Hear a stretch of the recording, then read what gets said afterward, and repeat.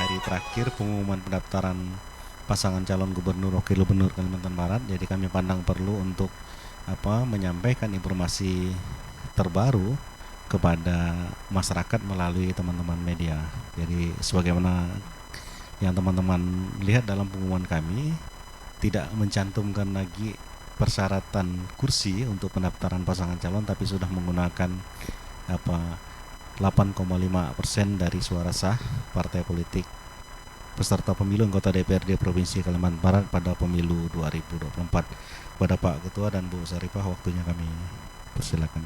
Terima kasih Pak Kartono. Bapak Ibu yang saya hormati, rekan-rekan media, alhamdulillah pada hari ini tanggal 26 Agustus kami menyampaikan bahwa pendaftaran pasangan calon gubernur, wakil gubernur, demikian juga pendaftaran pasangan calon bupati, wakil bupati, wali kota, dan wakil wali kota serentak se-Kalimantan Barat kita laksanakan, yang kita mulai pada tanggal 27 Agustus hingga 29 Agustus, kemudian diikuti dengan pemeriksaan kesehatan bakal pasangan calon dari tanggal 27 sampai tanggal 2 September. Selanjutnya akan dilakukan penelitian administratif faktual, termasuk di dalamnya tanggapan publik nantinya yang berlangsung hingga penetapan pasangan calon di tanggal 22 September untuk kemudian penetapan atau cabut undi nomor urut pasangan calon pada 23 September, lanjut 2 bulan masa kampanye hingga tanggal 25 November, Rabu 27 November 2024, hari pemungutan suara pilkada se-Kalimantan Barat. Sebagaimana ditunggu-tunggu, titik stabilitas kira-kira begitu pengaturan dalam pelaksanaan pilkada di tahun 2024 ini baru hari ini ya.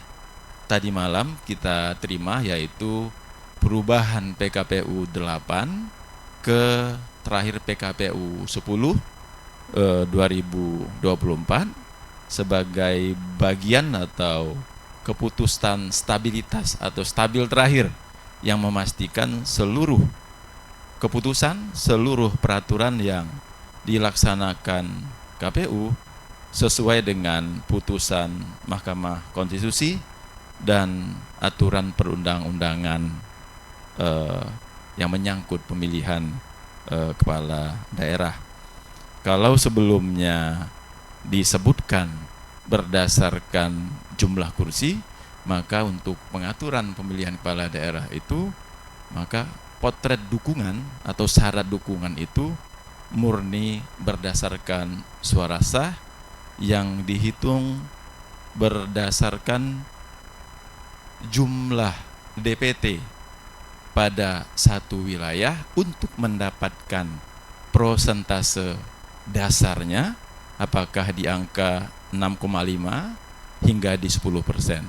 Karena kalbar jumlah DPT-nya pada rentang 2 juta hingga 6 juta penduduk dalam DPT, maka kalbar masuk dalam rentang 8,5% dari suara sah pemilu terakhir untuk DPRD Provinsi Kalimantan Barat, sejumlah suara sah 3.022.977, sehingga partai politik atau gabungan partai politik bila ingin mencalonkan pasangan calon, jumlah suaranya adalah 256.954 suara. Nah, itu saya kira informasi penting yang ingin kita sampaikan kepada halayak.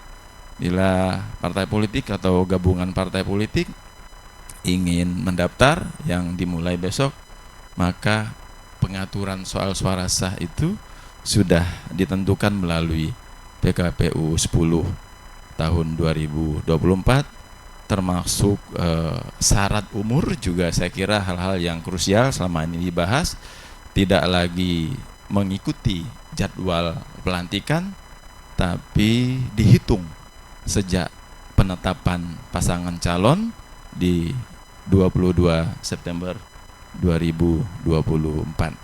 Selebihnya kalau ada hal yang ingin ditambahkan pimpinan, Ibu Saripah mungkin dari sisi jadwal. Oke, terima kasih Pak Ketua. Bismillahirrahmanirrahim. Assalamualaikum warahmatullahi wabarakatuh. Selamat sore, salam sejahtera untuk kita semua. Yang saya hormati Ketua dan anggota KPU Provinsi Kalimantan Barat, yang saya hormati dan saya banggakan tentunya kawan-kawan dari media yang hadir pada siang hari ini. Izinkan saya menambahkan pernyataan dari Pak Ketua bahwa besok kita sudah mulai menerima pendaftaran pasangan calon kepala daerah, khususnya untuk gubernur dan wakil gubernur untuk pemilihan 2024 di Provinsi Kalimantan Barat. Begitu juga dengan teman-teman KPU di 14 kabupaten kota yang ada di wilayah Kalimantan Barat. Kemudian pendaftaran itu dimulai dari 27 sampai 29 Agustus. 27 sampai 28 Agustus itu kami akan siap menerima di jam 8 pagi hingga jam 4 sore. Sedangkan di tanggal 29 Agustus kami akan siap menerima mulai jam 8 pagi hingga 23.59 dini hari. Kemudian pasca pasangan calon nanti mendaftarkan diri dan setelah kami teliti kelengkapan administrasinya lengkap dan dapat kami terima, maka yang bersangkutan akan kami berikan surat pengantar untuk melakukan pemeriksaan kesehatan, di mana untuk pasangan calon gubernur dan wakil gubernur Kalimantan Barat itu pemeriksaan kesehatannya di Rumah Sakit Bayangkara tingkat 2 Polda Kalbar. Kemudian selanjutnya setelah melakukan pemeriksaan kesehatan di rentang waktu 27 Agustus hingga 2 September 2024, kami akan melakukan penelitian administrasi mulai dari tanggal 29 Agustus hingga 4 September 2024 dan akan kami umumkan baik itu hasil penelitian administrasi maupun pemeriksaan kesehatan pasangan calon di tanggal 5 sampai 6 September 2024. Jika memang ada dokumen yang perlu dilakukan perbaikan dan lain sebagainya, maka akan dibuka tahapan perbaikan dokumen itu mulai dari tanggal 6 sampai 8 September. Selanjutnya penelitian perbaikan persyaratan dokumen itu di tanggal 6 sampai 14 September. Kemudian pemberitahuan hasil penelitian perbaikan dokumen itu di tanggal 13 sampai 14 September. Selanjutnya akan ada yang namanya tahapan masukan dan tanggapan masyarakat terhadap keabsahan persyaratan pasangan calon di tanggal 15 hingga 18 September. Kemudian klarifikasi dan masukan serta tanggapan masyarakat terhadap pasangan calon itu di tanggal 15 hingga 21 September 2024. Kemudian penetapan pasangan calon yang lolos itu di tanggal 22 September 2024 dan pengundian nomor urut serta pengumumannya di tanggal 23 September 2024. Nah, beberapa hal yang perlu kami sampaikan juga kepada kawan-kawan media bahwa dari 14 kabupaten kota dan juga provinsinya itu ada 6 untuk 5 kabupaten kota, KPU kabupaten kota dan 1 provinsi itu melakukan pemeriksaan kesehatan di Rumah Sakit Bayangkara tingkat 2 Polda Kalbar, sedangkan 9 kabupaten kota lainnya melakukan pemeriksaan kesehatan untuk pasangan calon kepala daerahnya di Rumah Sakit Sudarso. Nah, ini untuk tahapannya kita serentak se-Indonesia. Kemudian nanti jika ada hal-hal yang berkaitan istilahnya kawan-kawan media perlu untuk mendapatkan informasi dan lainnya, kita siap, terutama yang berkaitan dengan syarat minimal pengusungan paslon itu. Kalau yang awalnya memang kemarin dari perolehan kursi dan lain sebagainya, sekarang dari putusan MK dan PKPU 10 itu berdasarkan perolehan suara sah. Jadi bagi partai politik yang merupakan peserta pemilu 2024 dan memperoleh suara sah, maka partai politik tersebut berhak mengusulkan pasangan calon selama mencukupi 8,5% dari perolehan total suara sah di pemilu 2024, yakni senilai 256.954 suara sah. Seperti itu.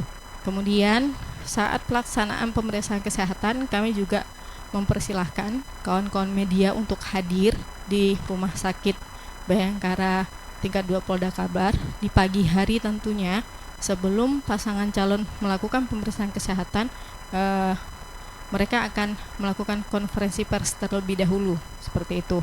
Nanti juga akan disiapkan tempat untuk dilakukan konferensi pers di sana. Jadi nanti juga gitu di pasca melakukan pendaftaran di KPU provinsi, kami juga menyiapkan tempat untuk pasangan calon dan timnya melakukan konferensi pers di bawah. Itu sudah kami siapkan. Mungkin sementara itu yang dapat saya sampaikan. Kurang lebihnya mohon maaf. Wassalamualaikum warahmatullahi wabarakatuh. Selamat sore dan salam sejahtera untuk kita semua. Oke, sebelum nanti ditanya jawab saya ambil alih kembali pengaturannya. Pak Heru, ada yang mau ditambahkan?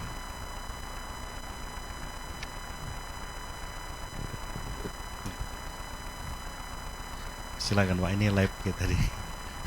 Baik, terima kasih Pak Kartono. Kiranya saya ingin menyampaikan berkaitan tadi sebenarnya sudah disampaikan juga oleh Pak Kartono bahwa ada perubahan norma karena ini pasca putusan MK. Jadi KPU RI secara tegas menindaklanjuti keputusan MK nomor 60 tahun dan nomor 70. Nah, berkaitan tindak lanjut itu maka kemudian kita di bawah juga melakukan penyesuaian dengan SK atau surat keputusan yang telah kita buat. Kita juga sebenarnya sudah membuat surat keputusan berkaitan dengan syarat untuk pengusulan calon gubernur dan wakil gubernur. Nah, SK pertama itu kita keluarkan di nomor 35 dan itu masih mengikuti dengan VKPU nomor 8 tahun 2024 yang di situ juga berdasarkan pasal 40 ayat 1 dan 3 di Undang-Undang nomor 10 tahun 2016. Nah, setelah pasca putusan Mahkamah Konstitusi dan ini juga tegas secara hierarkis juga kita mengikuti dengan kebijakan dari pimpinan kita KPRI, maka pada hari Sabtu kemarin kita juga setelah melakukan pembuatan SK dan kemudian mencabut SK yang lama nomor 35 dan kita menerbitkan SK yang baru nomor 45.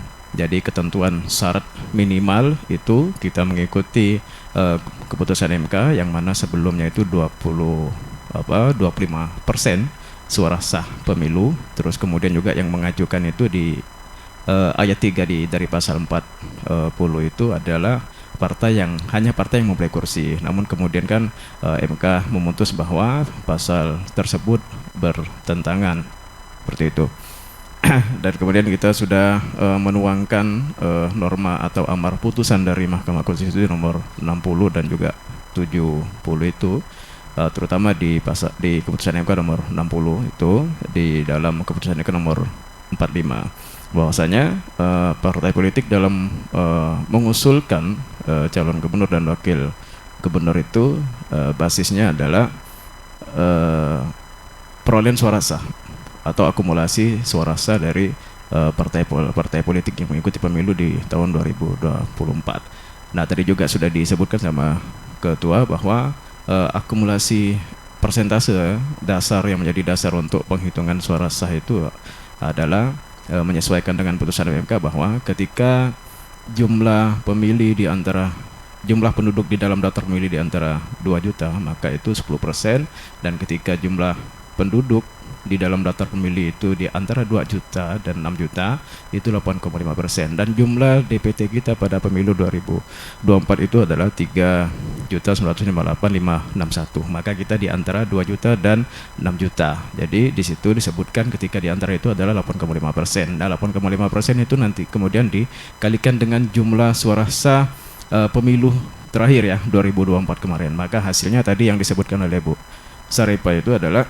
sejumlah 256.954. Nah, sementara itu saya hanya ingin menegaskan berkaitan dengan norma tentang tata cara atau syarat dalam pengusulan calon gubernur dan wakil gubernur. Kurang lebih saya mohon maaf. Terima kasih. Assalamualaikum warahmatullahi wabarakatuh.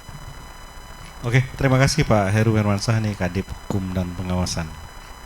Oke, Pak Suryadi yang mau disampaikan. Oke, jadi sebelum teman-teman nanti jika ada hal yang mau ditanyakan, mungkin saya tambahkan sedikit. Jadi terutama untuk pemirsa di rumah yang ketika pendaftaran pasangan calon tidak bisa hadir di KPU Provinsi Kalimantan Barat, jangan khawatir karena KPU Provinsi Kalimantan Barat akan menayangkan live streaming di channel YouTube KPU Kalbar TV. Jadi nanti akan disampaikan mulai dari pasangan calon masuk ke halaman kantor KPU, pengalungan oleh sekretaris sampai nanti naik ke aula KPU Provinsi Kalimantan Barat. Dan juga teman-teman media kami beri space khusus untuk bisa meliput secara langsung proses pendaftaran pasangan calon. Jadi mudah-mudahan kami di KPU Provinsi Kalimantan Barat dapat melayani semua peserta pemilu, dalam ini partai politik yang akan mengusulkan pasangan calon, juga teman-teman media, dan juga yang tidak lupa adalah pemilih di rumah, karena mereka tentunya pasti mau mengetahui siapa calon gubernur dan wakil gubernur yang didaftarkan oleh partai politik ke KPU Provinsi Kalimantan Barat. Mungkin selanjutnya kita masuk ke sesi tanya jawab, silakan. Mungkin ada hal-hal yang mau didalami oleh teman-teman media, silakan. Ya. Pasca keputusan MK, apakah mengubah ini susunan struktur yang udah dibuat, maksudnya urutan jadwal yang udah dibuat, apakah merubah atau tetap masih? Ya. Silakan Bu Sarip. Untuk tahapan tidak ada perubahan, jadi yang berubah hanya syarat minimal, kemudian termasuk ketentuan terkait perhitungan batas usia. Kalau awalnya itu berdasarkan pelantikan, yang sekarang kan berdasarkan penetapan calon, yakni di 22 September 2024. Mungkin bantu ini biar pemirsa di rumah tahu juga gitu ya.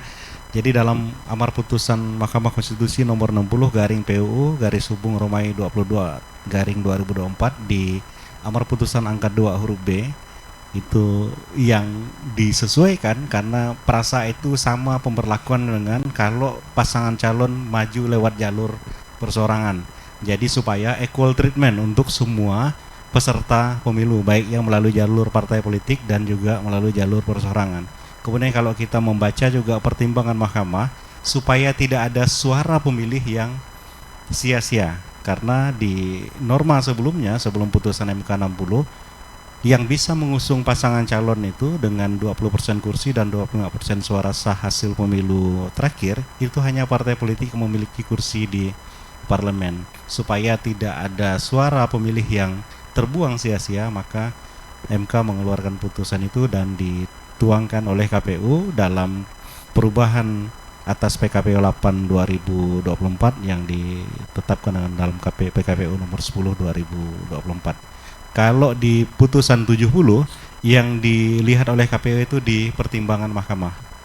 Walaupun dalam putusan itu mahkamah menolak permohonan pemohon untuk seluruhnya, tapi dalam pertimbangan mahkamah itu dikembalikan kepada undang-undang terkait dengan batas menentukan syarat usia calon, baik itu calon gubernur, wakil gubernur maupun bupati, wakil bupati, dan wali kota, wakil wali kota. Jadi itu sudah dinormakan oleh KPU dalam PKPU 10 2024 di pasal 15 yang sebelumnya merujuk ke saat pelantikan, sekarang saat penetapan pasangan calon.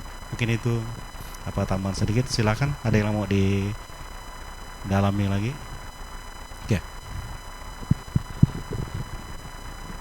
Izin, mungkin ada partai politik yang tidak dapat mengusung, dalam artian pada pemilu sebelumnya tidak memperoleh suara yang ditetapkan sebanyak 256954. Ya, silakan. Atau ya. Oke, untuk tingkat Provinsi Kalimantan Barat di 18 partai politik peserta pemilu itu semuanya memiliki suara sah. Jadi semuanya memungkinkan untuk mengusung pasangan calon gubernur dan wakil gubernur, baik itu mau secara tunggal partai politik sendiri ataupun gabungan partai politik. Yang penting total suara sahnya itu mencukupi 256954 suara. Seperti itu.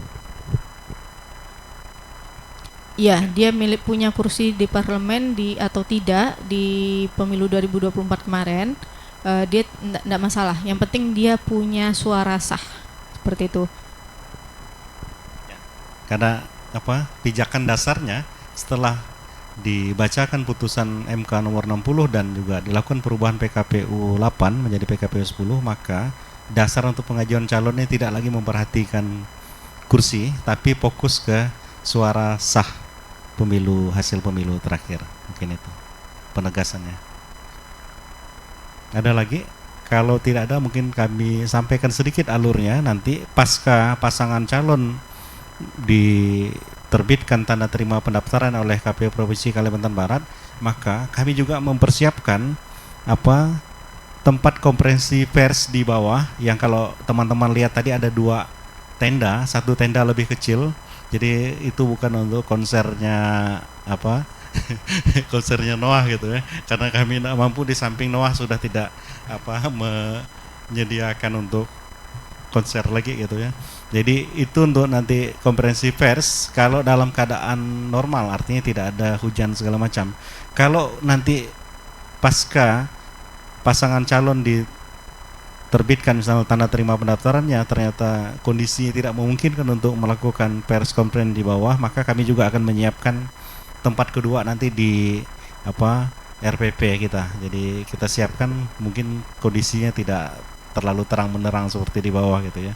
Dan kami juga menyiapkan tenda khusus untuk nanti tim yang tidak bisa masuk ke aula untuk tim pasangan calon. Jadi kita siapkan kapasitasnya 100 orang gitu ya. Jadi kalau lebih mungkin kita akan usahakan juga nanti mereka tetap terfasilitasi di KPU Provinsi Kalimantan Barat. Mungkin itu Pak Ketua tambahan.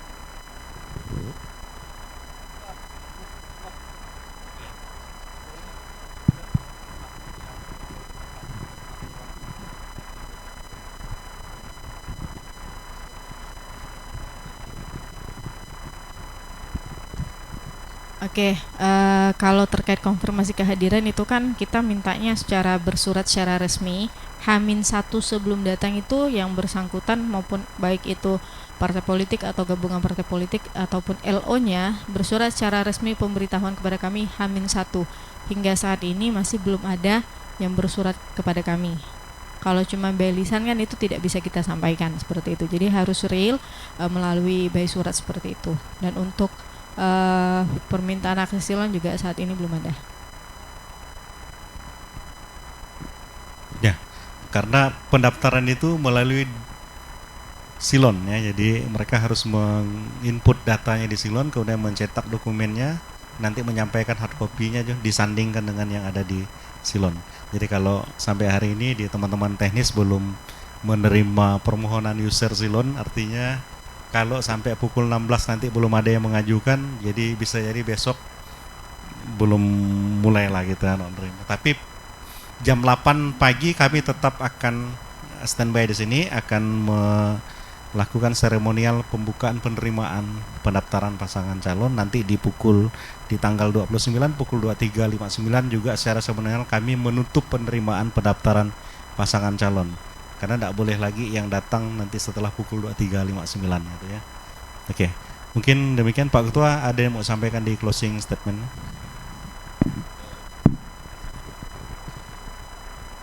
Jadi demikian saja teman-teman ya. Pada prinsipnya kami menyampaikan alur pendaftaran pasangan calon hingga penetapan pasangan calon, dan orkestranya kira-kira tanggal 27 kita mulai. Oleh karena itu terima kasih atas kerjasama teman-teman media sejauh ini. Insya Allah kondusivitas pelaksanaan pemilihan kepala daerah, gubernur, wakil gubernur, hingga bupati, wakil bupati, dan wali kota dan wakil wali kota dapat kita jaga bersama. Dan sebagai pilar keempat demokrasi, teman-teman media punya peran penting untuk secara nasional, integrasi nasional bisa tercapai.